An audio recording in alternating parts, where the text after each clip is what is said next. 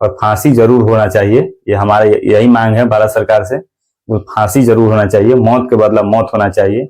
और जितना चाकू जो प्राइवेट पार्ट पर घोटा गया है और पूरा देह को नोचा गया है, कंठ का हड्डी तोड़ दिया गया है कलकत्ता वो डॉक्टर के, उसको भी वही सलूक होना चाहिए उसके साथ भी। और ऑन कैमरा होना चाहिए, लाइव टेलीकास्ट होना चाहिए, ताकि पूरा देश देखेगा कि अगर वो ऐसा घटना को अंजाम दिया है तो उसके साथ भी वही सेम होना चाहिए। तब जाके पूरे देश को आत्मा का शांति मिलेगा। और एक और मामला है जो उत्तराखंड में है। उत्तराखंड में एक भी ये मामला निकल कर सामने आ रहा है, रेपिस्ट वाला, जिसको राजस्थान में उसको गिरफ्तार कर लिया गया है। देखिए दोस्तों, हर दिन कितना हो रहा है, 76 प्लस 80 प्लस रेप हो रहा है पूरे भारत में, लेकिन हम लोग एक दो जानते हैं, लेकिन उत्तराखंड मुजफ्फरपुर ये आप लोग नहीं जानते होइएगा, तो देख लीजिए। यही बात है दोस्तों, उत्तराखंड में भी ये मामला एक और सामने निकल कर आया है। 78वीं स्वतंत्रता दिवस मनाया है, लेकिन ये कोई खुशी का स्वतंत्रता दिवस नहीं था, पूरा भारत इसे दुखी महसूस कर रहा है। जय हिंद इंडिया। दोस्तों, ये बहुत एक बुरी खबर है जो इंडिया में अभी काफी ज्यादा वायरल हो रहा है। बहुत ही बुरा लग रहा है दोस्तों, बहुत बुरा लग रहा है कि हम लोग 78वीं स्वतंत्रता दिवस मनाए इस बार 15 अगस्त को। इस बार 15 अगस्त को हम लोग 78वीं स्वतंत्रता दिवस मनाए हैं। पूरा देश इतना खुशहाल में जी रहा था, लेकिन एक होता नहीं कि दोस्तों, इस भगवान तो बनाते हैं सबको इंसान, लेकिन पता नहीं कौन इंसान के रूप में आपको राक्षस मिलेगा, आपको खुद पता नहीं चलेगा। इतना जो देखे हैं पश्चिम बंगाल कलकत्ता के, ये जो मामला निकलकर सामने आ रहा है, वो जो डॉक्टर थी, जूनियर डॉक्टर, उसके साथ रेप किया गया, बलात्कार किया गया और उसको मार दिया गया। ये काफी ज्यादा शर्मसार है इंसानियत के नाम पर, इंसानियत को ये शर्मसार करने वाली घटना है। तो पता नहीं ये कब रुकेगी। और भारत में देखा जाए, पूरे भारत में आप गूगल पर सर्च करिएगा, पूरे भारत में एक दिन में 87 रेप हो रहा है। 87, आप गूगल पर सर्च करिएगा कि पूरे भारत में एक दिन में कितना रेप केस आ रहा है, तो 87 रेप केस आ रहा है एक दिन में। जिसमें जो होता है, जैसे बंगाल में कलकत्ता में हुआ, पश्चिम बंगाल में, तो वो डॉक्टर थी तो थोड़ा ज्यादा वायरल हो गया, लेकिन हुआ 8 तारीख 9 तारीख को। लेकिन देखिए 15 अगस्त के दिन भी हम लोग को पता नहीं था कि ये मामला निकल कर सामने आया है। ज्यादा विरोध हुआ उसका, बहुत ज्यादा आकड़ पर उतर गए सारे जितने भी भारत के डॉक्टर हैं, तब जाके हम लोग को सोशल मीडिया के जरिए, न्यूज चैनल के जरिए पता चला है। तो एक और घटना है दोस्तों, मुजफ्फरपुर के पारू थाना के। ये अधिकतर अभी भी आप लोग को, जितने भी मेरे दोस्त देख रहे हैं वीडियो, पारू थाना में पारू थाना क्षेत्र के मुजफ्फरपुर जिला के एक और घटना सामने निकल कर आया है कि वहां पर जो होता है ना, घर के सामने दूरा होता है, तो वहां पर एक लड़की सो रही थी। तो वहां पर 3-4 बाइक से आया था कोई अपराधी, और वहां पर उस लड़की को उठा कर ले गया और उसके साथ रेप किया और उसको मार दिया गया। तो देखिए, वो कितने भी अभी आप लोग जितने दोस्त देख रहे हैं उनको पता नहीं होगा कि देख लीजिए क्या हो रहा है हमारे भारत में।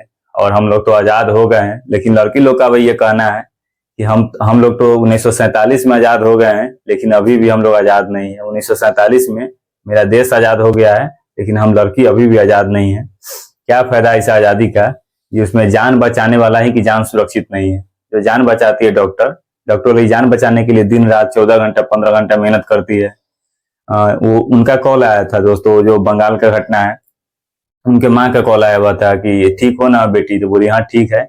उसके बाद बहुत बड़ा लंबा कहानी है उनका, आप देखिएगा तो पता चलेगा। वो चली गई थी ऊपर सोने, ठीक है, छत पर सोने चली गई थी आराम करने। उसी दरमियान ये कहा जा रहा है कि कलकत्ता पुलिस के रूप में उसको देखा जा रहा है। लड़की लोग अभी भी सुरक्षित नहीं है, बताइए। कहा जाता है कि एक बाबा भी बोले हैं, देवकी नंदन शायद के इसी यही कुछ नाम है, कि कभी भी एक लड़की को उसके भाई, एक लड़की को कभी भी उसके भाई पिता और पति, इस तीन के अलावा किसी के साथ नहीं छोड़ना चाहिए अकेला। इस कलयुग के जमाना में भाई पिता और पति के किसी के अलावा, इसी का सीख उल्टा कर दीजिए। एक लड़का को, ये लड़की का बात हो गया, ये लड़की की बात हो गई। एक लड़का को कभी भी उसके बहन,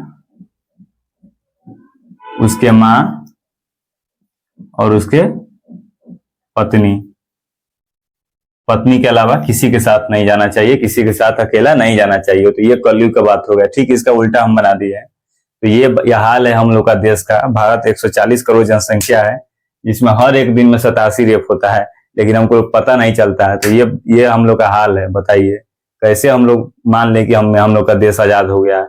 लेकिन ये बात रह गया कि अजमल कसाब एक था, वो आतंकवादी था, उसको फांसी की सजा दिया गया।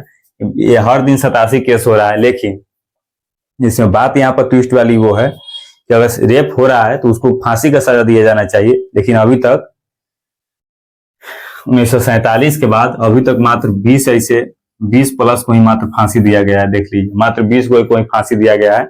और 2020 के बाद अभी तक एक भी ऐसा को फांसी नहीं दिया गया है। एक भी ऐसा रेपिस्ट को फांसी नहीं दिया गया है। एक भी रेपिस्ट को फांसी नहीं दिया गया है 2020 के बाद। लेकिन देख लीजिए, अगर कलकत्ता वाला ये जो मामला है, निर्भया हत्याकांड, देखिए दिल्ली में निर्भया हत्याकांड था। निर्भया हत्याकांड में उनके गार्जियन को, माता पिता को 8 साल संघर्ष करना पड़ गया, तब जाके उन 4 अपराधी को फांसी का सजा मिला था।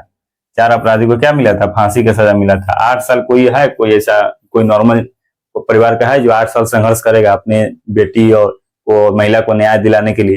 लेकिन 8 साल संघर्ष करने के बाद निर्भया हत्याकांड में उनको फांसी की सजा मिला था। तो दोस्तों, हम यहाँ पर भारत सरकार से, भारत के जितने भी न्याय आयोग है, सुप्रीम कोर्ट, हाई कोर्ट, इस सब से यही अनुरोध करेंगे कि उनको फांसी का सजा मिलना चाहिए। उसके पूरा खानदान को मिटा देना चाहिए।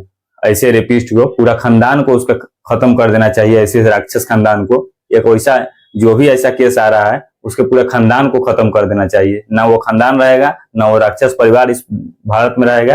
भारत तो मेरा अखंड भारत है, हिंदू राष्ट्र भारत है। तो पता नहीं क्यों कहां से ऐसा राक्षस पैदा ले लेता है हमारे भारत में, जो पूरा भारत को माहौल बदल कर रख देता है। तो अभी देख लीजिए दोस्तों, यही बात है। बहुत ज्यादा बुरा लग रहा है।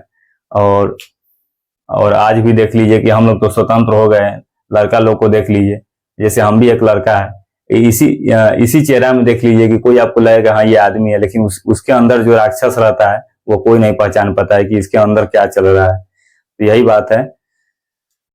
तो इससे बहुत ज्यादा डरी है, सहमी है लड़की लोग, महिला लोग बहुत ज्यादा डरी है, सहमी है। आप देखिए, ये घटना होने के बाद पूरा भारत के जितना भी डॉक्टर होगी जो नाइट में ड्यूटी करती होगी, वो सारा सहम गई होगी। इतना डरी हुई महसूस कर रही होगी कि हम लोग बाहर नहीं निकल सकते हैं, रात के 11 बजे 12 बजे बाहर अकेले नहीं जा सकते हैं, हमारे साथ ये हो जाएगा। क्योंकि वो देखिए सोशल मीडिया के जरिए, तो ये सारा डर सताया रहता है। तो हम लड़का लोग और मर्द को भी बोल देना चाहते हैं, भारत के जितने भी मर्द हैं, कि कृपया करके ऐसे घटना को अंजाम नहीं दीजिए, नहीं तो फांसी पर लटकाया जाएगा।